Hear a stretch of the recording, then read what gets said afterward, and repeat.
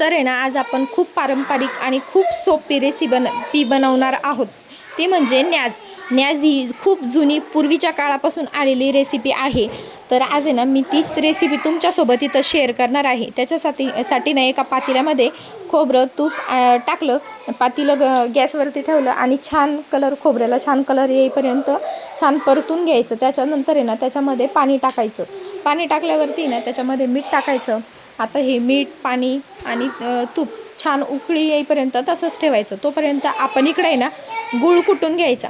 गूळ आहे ना छान असा बारीक करून घ्यायचा, कारण आपण त्याच्यामध्ये ना गूळ टाकणार आहे. गुळाने ना याची चव काही वेगळीच लागते. आता इथं बघा, मी ना गूळ घेतला. गूळ असं छान बारीक करून घ्यायचा.